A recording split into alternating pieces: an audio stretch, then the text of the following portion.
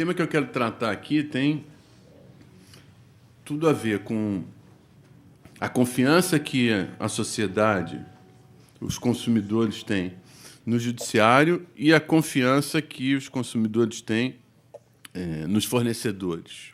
As duas coisas estão intimamente ligadas. Essa estatística é de 1997, né? Aliás, minto, 2007. Nesse momento, nós estávamos no auge do funcionamento dos juizados especiais, embora ali indique juizado de pequenas causas, né? Era o juizado especial, nós tínhamos 71% de confiança da população. Por quê? Porque o juizado garantiu essa acessibilidade, né? As pessoas começaram a confiar no judiciário e só chegava perto, né, desse percentual de confiabilidade a Polícia Federal e as Forças Armadas, que é natural, né? A gente tem visto uma mudança significativa de padrões de comportamento da sociedade a partir da iniciativa, né, da Polícia Federal de descobrir coisas que a gente tem muita vergonha. E esse é o quadro, né, que voltou, a gente tem assistido. Não, olha, de 2011 a 2014, só temos elevação de demanda. Essa demanda de massa está ali, ó, não é a moça se fartando de pasta, né, mas são os cartórios entulhados de processo. E essa é uma questão que a gente tem que discutir. Discutir com quem? Discutir com os fornecedores. O que está acontecendo que nos faz, né, ter hoje 100 milhões de processos no Brasil? A questão do desacordo entre consumidor e fornecedor, ninguém tem dúvida que integra, né, nessa massa de 100 milhões de processos no Brasil, integra uma significativa parcela, né, de demanda, né, do serviço jurisdicional. Para mensurar isso, nós tomamos a iniciativa, com base por analogia ao artigo 44 do CDC, de tentar retratar numa ferramenta de gestão, né, volume de demanda dos fornecedores, para que a gente pudesse acompanhar essa demanda. E está aí a Top 30, teve início em 2002, nós estamos em 2015, né? Então, temos muitos anos de gestão de demanda de massa a partir desses índices que a Top 30 revela. Então, ali temos a Via Varejo, Ricardo Eletro.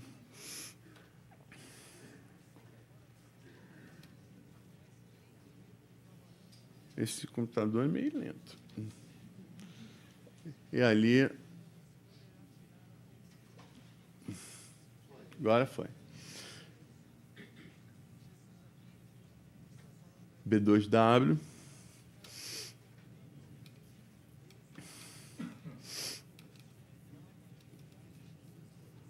E é assim que nós estamos, né? E a gente precisa rever, né, principalmente uma questão fundamental. Por que é que o nosso jurisdicionado, a partir de um determinado momento, começou a demandar sem procurar o fornecedor em sede extrajudicial? Ajuizamento de ações sem nunca ter procurado o fornecedor em sede administrativa. Para nós, isso é muito ruim, porque a gente trabalha com o conceito, né, de pretensão resistida. Para nós, é muito ruim, porque as análises de confiabilidade mais recentes apontam isso aí.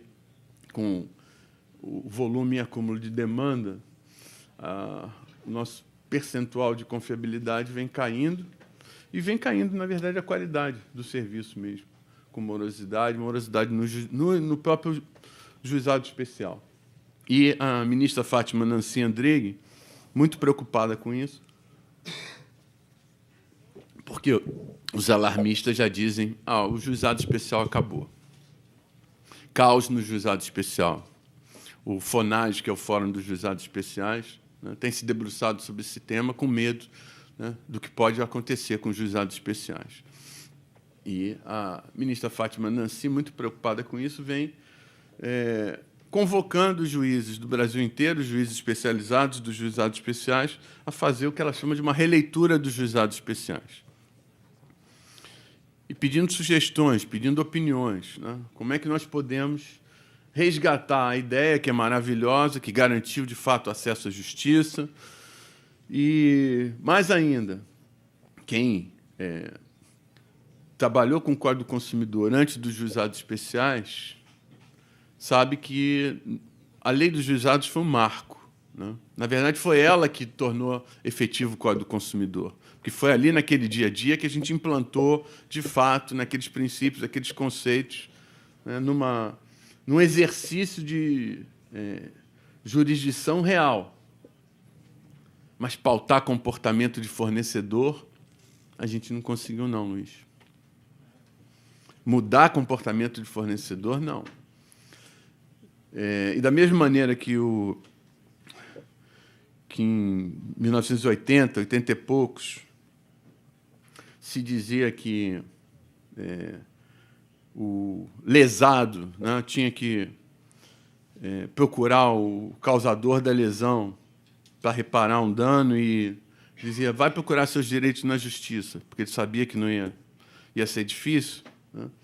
Hoje em dia, a gente tem dúvida se a solução judicial, né, é uma garantia efetiva para o cidadão, porque nós temos assistido aí um volume de demanda absurdo e as dificuldades de um país pobre como o Brasil, de ficar aumentando o número de servidores, aumentando o número de juízes, aumentando a estrutura para atender essa demanda, né, é evidente. A gente não vai conseguir, né, com esse percentual de elevação de demanda sempre crescente, né, atender a essa explosão, que é um desafio para todos nós. E eu acho que uma das questões mais importantes hoje em dia para a gente discutir é exatamente isso, o resgate, né, do nosso papel.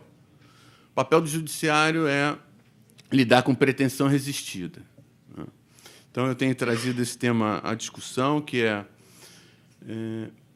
de uma maneira ou de outra, fazer com que os consumidores, né, sigam esse caminho de buscar o fornecedor antes de ingressar no judiciário. Acho que esse é um tema importante. A gente tem lidado com questões na turma recursal, onde, por exemplo, o consumidor compra pela internet e exerce o direito de arrependimento, artigo 49. Ele ajuiza uma ação sem procurar o fornecedor, dizendo que não houve o estorno da compra, que ele desistiu, que ele se arrependeu. No primeiro grau, condenado o fornecedor, o juiz manda devolver o valor, dá dano moral. Quando a gente vai olhar na turma recursal, está lá logo na segunda, terceira fatura o estorno, porque o estorno é feito em valor integral e o parcelamento continua. Está errado. O próprio decreto de vendas pela internet diz que tem que ser, né, os contratos acessórios tem que seguir o principal. Então, deveria ter sido um estorno integral no primeiro momento, não ter o parcelamento. Mas, de fato, ele não teve prejuízo. Ao contrário, ele teria uma vantagem, né? Porque ele recebe à vista para continuar pagando a prazo. E isso não aconteceria se ele tivesse procurado fornecedor em sede extrajudicial. Eu podia dar uns 10 casos assim, né?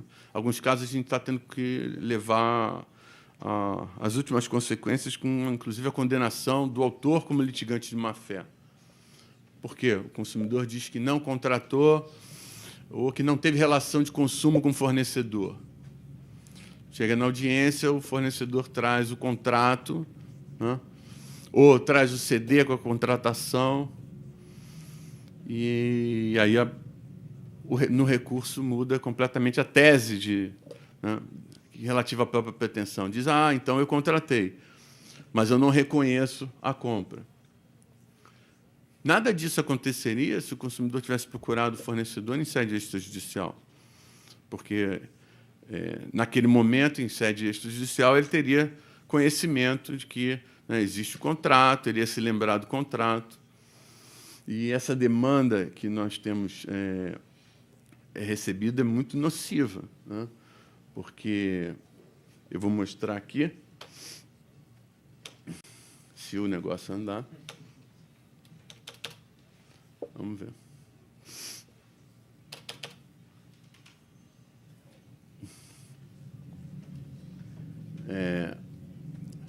Uma das questões mais importantes hoje para a gente discutir com, né, o segmento de mercado, principalmente do varejo, é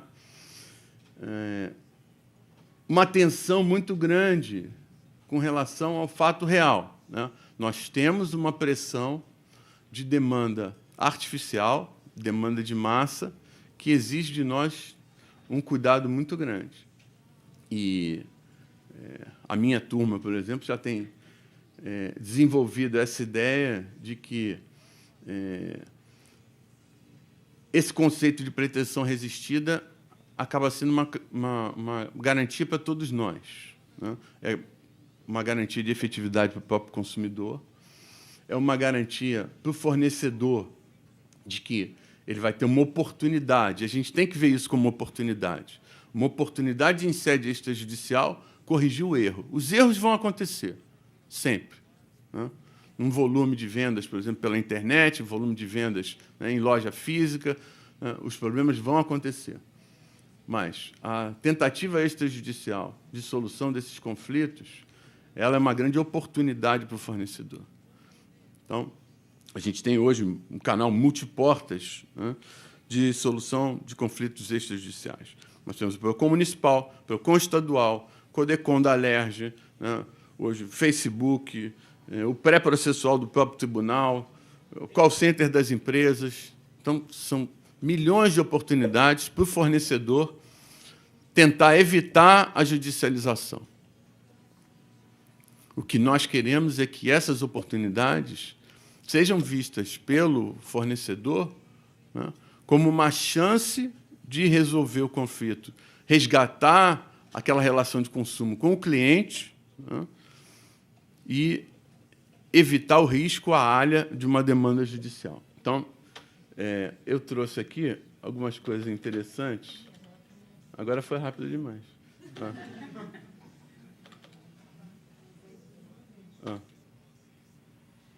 Voltou. Então, já sei, vou só na setinha. Vamos olhar esse material que eu tenho colhido na internet, que é muito interessante. Por que eu estou trazendo isso? Eu não tenho dúvida, Ana, que a partir da lista Top 30, que nos revela os volumes, a gente tem aproximadamente 40% de demanda, e vou tentar demonstrar isso aqui, de demanda artificial, né? Demanda artificial, o que eu quero dizer com isso? É a demanda captada. O advogado vai atrás do consumidor, não é o consumidor que vai atrás do advogado. Em alguns casos, não tem fraude nenhuma, é uma pretensão justa, o consumidor tem direito, mas o fato é que o consumidor não procurou o advogado, o consumidor não tomou a iniciativa, né? Ele foi arregimentado para entrar com a ação.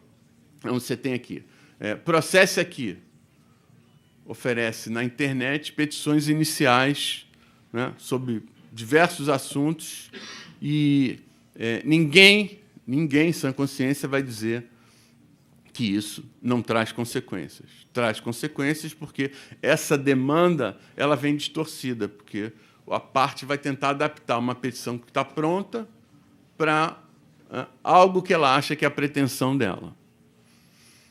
E aí é difícil para todo mundo, é difícil para nós, né, para os julgadores, é difícil para o fornecedor também, não só pelo volume, mas por essa, né, artificialidade. Às vezes a gente está fazendo, né, audiência de mutirão, né, do juiz togado.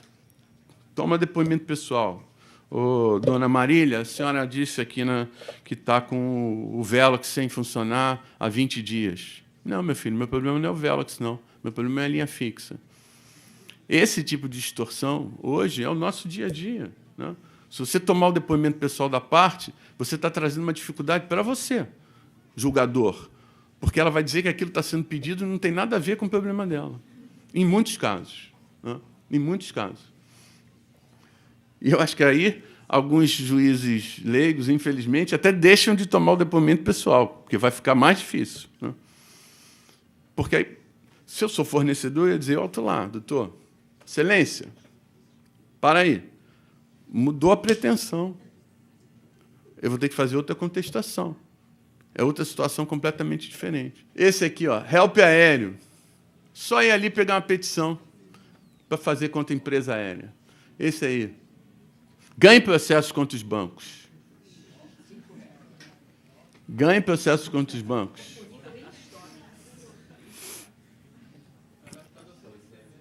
Sei, não tem a ver com essa formação, geração da demanda? Hã? Claro que tem. Vamos ver se vai. Ganhe processos no tribunal de pequenas causas. Esse não teve nem o cuidado de botar juizado especial. Hã? Aprenda a ganhar processos contra instituições financeiras. É.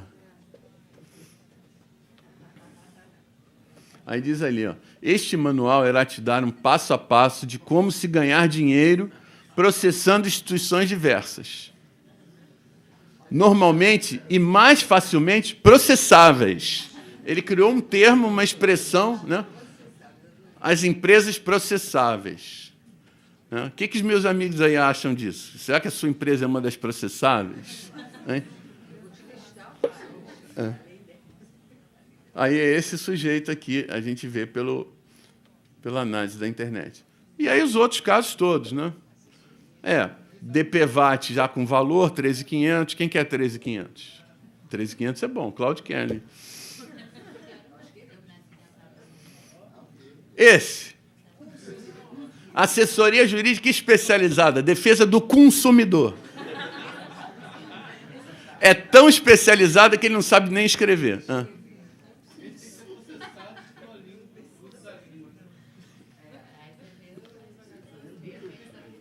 Esse, busque seus direitos. Você faz um financiamento e reduz a parcela em 70%. Comprei uma Cherokee, né? Só vou pagar 30%. Gente, isso é isso aqui do que existe, né? É uma amostra do que existe de oferecimento desse tipo de serviço. Olha lá. Dívidas com cartão de crédito. Quem está pendurado aí já pode acessar ali. Só, eu acho que de campanhas contra a captação de clientela, eu só encontrei essa aí. No Rio não existe nada que combata captação de clientela. A demanda em Rondônia deve ser enorme. A parada do Rio deve ser muito maior, para eles estarem preocupados. Mas é mais preocupante do que a gente imagina, porque num contexto onde a gente quer discutir conciliação e mediação como uma alternativa para essa pressão de demanda, a gente está assistindo a empresas que já estão no mercado oferecendo esse tipo de serviço. Né? Esse aí é o negociador. E até um carrinho ali, ó, o negociador. E aí a gente fica preocupado porque ninguém vai prestar esse serviço, né, sem cobrar nada. Então, vai cobrar da empresa, vai cobrar do consumidor, e a gente não sabe que tipo de isenção, né, se tem para exercer essa atividade. Você vê, a Ordem dos Advogados do Rio Grande do Norte, já preocupada com isso, conseguiu uma liminar para que obrigasse o negociador a parar com essa atividade. Escritório em endereço falso, dentro de uma igreja. Aqui, ó. INSS. E aqui, uma coisa que a gente tem... eu e Ana, de vez em quando, nós discutimos esse tema para saber até que ponto o monitoramento dos advogados que têm maior número de ações pelos autores é um indicativo de alguma coisa que a gente possa trabalhar. Eu sei que é controvertido, eu acho que o fato do advogado ter um número grande de processos não significa nada. O fato da parte autora ter um número grande de processos pode não significar nada, mas hoje em dia, se fosse empresa, não faria nenhuma contestação sem olhar antes se a parte autora tem um número grande de processos ou se o advogado do autor é agressor da minha empresa. Porque a mudança que essa informação traz é muito grande, é muito significativa. Então, tentar demonstrar aqui uma vinculação entre uma coisa e outra, ao número grande de processos dos advogados dos autores e a formação da nossa demanda de massa. Então, esse aqui é o Travessa Almerinda Lucas, ali em Nova Iguaçu. Esse papelzinho é distribuído como elemento de captação de clientela. Ali, Banco Santander, INSS. Quando você olha aqui, na procuração, Travessa Almerinda Lucas, o advogado é Dr. Aurélio Ramos Reis, conhecido nosso. O endereço é o mesmo, Travessa Almerinda Lucas, número 11. É o 7º com o maior número de processos. Tem captação de clientela ou não tem? Para mim é evidente. Está documentado. Esse aqui, esse vocês estão. Esse vocês estão. Olha lá. Ricardo. Itaú. Olha lá. Estrada do Medanha, 966, sala 202. Aí, ó, Estrada do Medanha, 966, sala 202. Alexandre Henrique, 9º no número de processos. Rio Branco, 147. Esse distribui aqui no centro da cidade. Aquele negócio que você está andando, o sujeito joga um papel dentro da sua mão. E você pega. Não sei porquê, é uma coisa automática. Você pega e leva. Está aqui, ó. IDCC. Marco Túlio Teixeira, que não é coincidência, foi pego também naquela fraude do Cível há 3 anos atrás. Mas tem mais. Esse Nilópolis. Angélica Anido. Também distribui papelzinho. É só... Como é que a gente identifica isso? É a coisa mais simples do mundo. O papel distribuído está em cima. Nova Iguaçu, endereço tal. É só colocar no Google o endereço. Está ali, ó, já pegou logo uma publicação do TRT com o endereço do escritório e a advogada. Ela tem 409 páginas, Ana, do nosso sistema. Cada página tem 20 processos. Então, são 3.271 processos. Tem demanda captada? Acho que tem. Essa é a outra sócia, ainda está dividido entre os 2 sócios. Carla Roberta. Também encontramos pelo endereço quem é o advogado, mesma coisa. São 1.241 processos, 156 páginas do nosso sistema. Está ali, ó, Carla Roberta, 8ª no número de processos. Outra, Ana Cristina Gonçalves Aderaldo. Então, vocês aí que são advogados, todo mundo sabe isso. Está aí no dia a dia. O endereço ali, o endereço que a gente pega na internet, essa é mais agressora da Light. Está ali, ó, o endereço na procuração, o endereço no folder. Rua Quintino Bocaiúva, 25. Está ali na procuração, Rua Quintino Bocaiúva, 25. Essa tem 731 páginas do nosso sistema. Primeira do ranking. Doutor, cabe ressaltar que a maioria desses que tem muito aí vem, em geral, daquele sistema do Jus Brasil, chamado advogado correspondente. Eles pagam R$50 para o advogado fazer audiência em massa.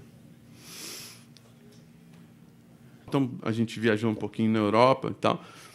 Lá é comum. Você sai de uma loja grande, né? A pessoa esqueceu de tirar a tarja do coisa, toca o alarme, E como as lojas têm 10 vendedores para um negócio de 600 mil metros quadrados, não tem nem ninguém na porta. Você vai embora com o alarme tocando, ou você mesmo espontaneamente volta e tenta mostrar alguma coisa para alguém, mas já não tem mais ninguém preocupado com isso.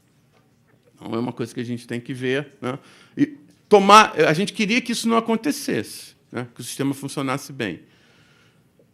Mas a gente continua tendo problemas como esse e a gente continua condenando. Às vezes 7, às vezes 3, às vezes 2. Quando o segurança aborda de forma constrangedora e faz a revista, aí eu acho que todos os juízes dão. Todos os juízes dão.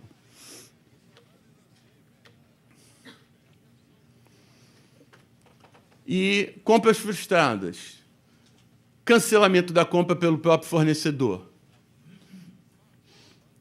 A gente tem uns casos que irritam muito. Você comprou pela internet, você está contando com aquilo, 2 dias depois vem a informação do fornecedor de que o cartão de crédito não aprovou a compra. Mentira, hein? É mentira. Você que não tinha o produto. Aqui, se a gente tivesse uma parceria com as empresas de cartão de crédito, a coisa ia ficar complicada. Então, eu acho que nesse campo a gente tinha que ser mais honesto e buscar algumas outras soluções. Porque o que acaba acontecendo é que, se judicializar, você acaba condenando solidariamente. Cartão de crédito clonado, fraude. É um problema gravíssimo. Já deu margem à fraude, até de processos. E se a gente tivesse mais cuidado na concessão de crédito, boa parte disso aí seria reduzido. Boleto bancário fraudado. Essa eu tomei um susto. Eu tive um processo da B2W, que não está aqui. A parte comprou pela internet, optou por pagamento por boleto, no próprio site, emitiu o boleto, pagou. Vem a B2W e diz, eu nunca recebi. Nunca recebi. O boleto é fraudado. Agora, olha o que aconteceu. Acho que foi a primeira vez na minha vida que eu tive que reformar a minha própria sentença. Aliás, foi a primeira vez. Por quê? Na audiência com o leigo, a empresa perguntada disse, o boleto é fraudado, tanto que o CNPJ nem é da empresa. A gente fez uma diligência na internet e o CNPJ era. Então, se era esse o argumento, a gente condenou. Quer dizer, uma tese desastrosa na defesa. Quando condenou, eles entraram com embaixo de declaração dizendo não é nada disso que eu falei. Dá para pagar tudo e começar de novo? Falei, não dá. Processo é cadências de atos, orgânico e dinâmico, não se voltando à fase ultrapassada. Aí eles mostraram que, na verdade, o site era diferente. Você vê que o endereço é diferente. E aí, quando você vai pedir o boleto de pagamento, o site muda. E você, na verdade, paga para a conta de uma pessoa natural. E aí eles disseram, doutor Flávio, mas aí é mais grave ainda, porque essa mesma parte fez 3 compras iguais. 3 Xbox. E entrou com 3 ações, com a mesma situação. Bom, negócio complicado. Aí ela entrou junto com outra pessoa em 2 e sozinha em 1. Aí eu reuni os 3 processos, e mandei a parte falar em relação à provocação dos embargos de declaração. Falou nada. Falou nada. Então, eu tive que, reunindo os 3 processos, acolher os declaratórios, dar efeito modificativo para julgar improcedente. E joguei improcedente os outros 2. E oficiei ao banco para saber na conta de quem aquele valor foi depositado. Porque era o mais importante, né? Era o que a empresa deveria se interessar, né, para que a fraude fosse, né, desvendada. Nunca mais fizeram nada. Por quê? Com a reforma das sentenças, o interesse dela, né, se esvaziou. Então, a gente não pode ser interesseira, né, a esse ponto, né, o interesse imediato de se livrar da condenação, porque aquela conduta ia ser repetida. Então, a gente tem que ter mais preocupação com o sistema como um todo. Caso não manda expedir ofício para o Ministério Público? Se nem a empresa tem interesse, né? Excelência, bastaria criar um PDF, o vírus é na hora da impressão. Se criar um PDF do boleto, acaba a fraude. Como é que a pessoa vai saber?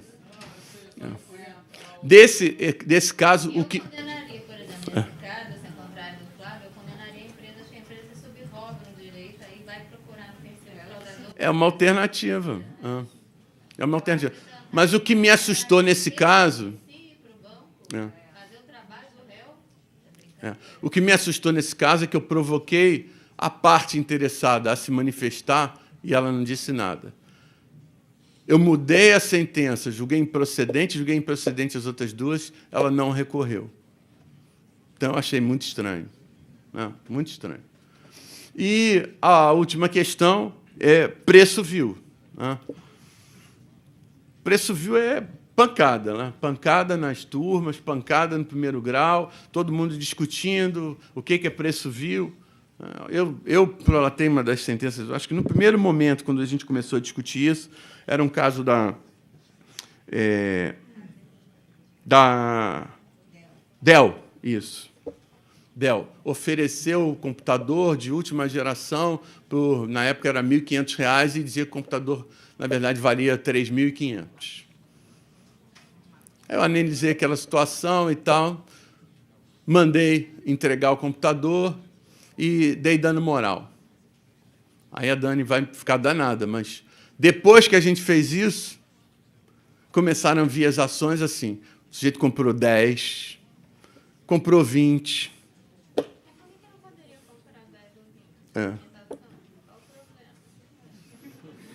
Não é? Sendo, corre o risco. Corre o risco. E ainda é agravado, porque a gente ainda é surpreendido com sites de banner que se coloca na internet, que são atalhos de hiperlinks, em que se anuncia um produto como se fosse uma mega promoção, e quando a pessoa clica, ela cai no site real, quer dizer, é um atalho que qualquer um de nós, até eu sei criar atalho, e cai no site real. E aí, na hora que vai comprar, o preço é o do site. Aí a pessoa, opa, anunciou 400, está vendendo a 1.300, quer dizer, e na verdade, é um hiperlink, um atalho que foi criado e que depois é desabilitado. Você não consegue nem mais rastrear. E o consumidor chega na justiça e diz, eu tinha um produto a 400, e na hora que eu fui concluir a compra, na hora que eu tentei comprar, era 1.300. Quando, na verdade, isso é irrastreável, porque esse banner é desabilitado. Nunca peguei assim. Nenhuma defesa assim. Na verdade, eu já vi o contrário, porque agora a volta no caminho da bola, às vezes é o Walmart. Então, a Walmart manda para os consumidores, eu, por exemplo, recebo e-mail da Walmart, dizendo, liquidação 70%, 80%, 70%, 80%, né? Resolve fazer, existe no lugar do mundo, existe, a preço vil não é. Ele manda o e-mail para as pessoas, oferta, bota propaganda para a pessoa ir lá comprar, e quem compra, depois eles entram para preço vil. Nessa época, e o meu argumento da sentença da Dell, Dani, era o seguinte, a gente tinha promoção da Gol de passagem a R$1. Então, vamos ver, a pessoa vai oferecer passagem a R$1 e diz, pô, não, isso aí é preço vil. E tinha promoção da TV Mitsubishi, da Copa também. Você comprava um, se o Brasil ganhasse a Copa, ela te dava outro. Não era? E aí, como é que o consumidor vai saber se aquela promoção é real, se não é real? É um negócio meio complicado. Então, esse é um tema que a gente tem uma polêmica muito grande. Eu recebi um site no meu e-mail particular de uma promoção da Ricardo Eletro. e uma realmente muito atraente, porque normalmente são produtos que o homem médio sabe o valor real. E aí eu fui olhar, aí era Ricardo Eletro. Ou seja, aí na hora... Aí eu mandei para o pessoal de TI e eles falaram o seguinte: isso aqui é um hiperlink, foi criado, repara que está todos os certificados de segurança estão inativos, e realmente a única coisa habilitada é, na hora que você clica no produto, ele liga no site da ricardoeletro.com.br certinho. Ou seja, até no meu caso, que lido com isso todo dia, até isso, só um técnico me mostrou que eu não conhecia certificado de segurança, mas realmente isso, eles habilitam e desabilitam em questão de dias. Isso que eu estou dizendo, eu não entro pelo clique, eu entro no site da Walmart, no site da Walmart, não clico no link, não. O certificado de segurança ativo. Ok, aí já é outro caso. Aí é outro caso. Promoção 70%, 80%. É o verídico mesmo. Eles já fazem pior, eles já mandam, eles veem que você entra, o computador já vê tudo que você faz, eles mandam assim, abaixamos o preço do produto que você está procurando. Entendi. Bom, aí já é outro caso. Aí você entra no site deles, eu não clico no link, você entra no site está assim. Aí eles vendem para a pessoa e aí depois dizem que o preço é disso. Entendi, aí já é outro caso. Então, você viu, Ana, como é bom, né, a gente sentar aqui, né, discutir essas coisas e sem esconder nada, né? Não ter carta marcada, não ficar guardando as coisas, porque eu acho que esse tipo de conversa real, né, sobre os problemas reais, sobre a nossa atividade real de exercício da jurisdição, isso é que pode mudar, né, o comportamento do fornecedor. Dar 10 mil para uma geladeira não entregue não resolve, né? Eu acho que esses encontros eles têm que se multiplicar, e eu acho que a gente sempre se colocou à disposição, né, dos fornecedores para ouvir também, né? A gente aprende a cada dia, né, com essas questões, né, que são da especialidade do segmento de mercado. O juiz não sabe tudo, né?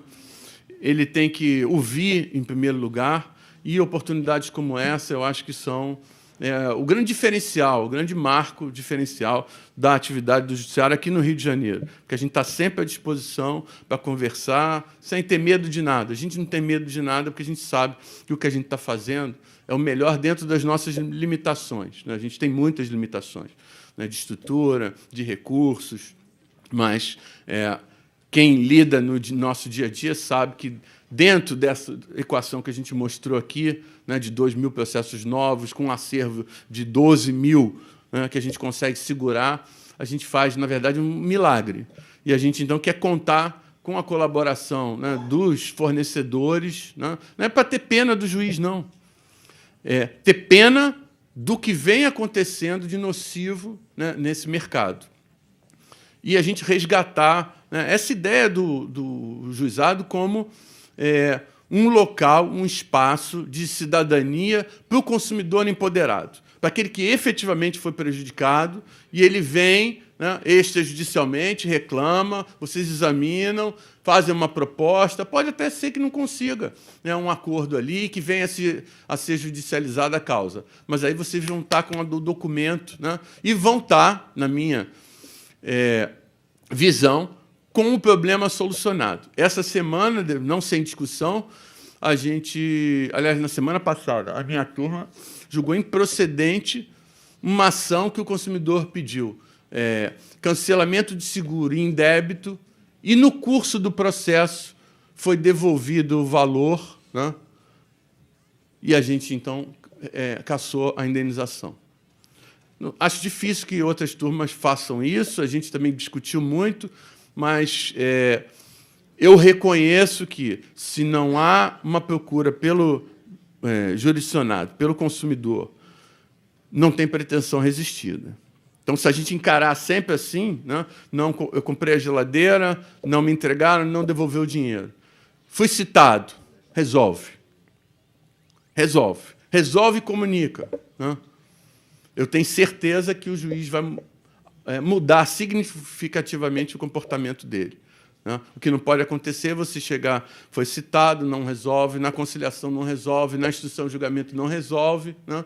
principalmente nos casos em que o consumidor ainda tentou extrajudicialmente. Às vezes está lá. A gente já teve caso de consumidor que fez acordo no PROCON e o acordo não é cumprido. Gente, isso não faz sentido nenhum. Não faz sentido nenhum. E aí a gente tem que fixar uma indenização, né, maior para punir esse tipo de conduta. Então, eu agradeço a vocês, peço desculpa, porque eu peguei essa semana uma gripe daquela avassaladora. Ontem a gente não teve tempo ainda de trocar roupa de cama, mas era um mar, né, de suadouro. Então, eu estou muito mal. Vim aqui só em homenagem, né, a vocês para tentar. Você vê que o meu HD está igual ao do computador aqui. Ele está ainda assim aos trancos. Tá bom? Muito obrigado.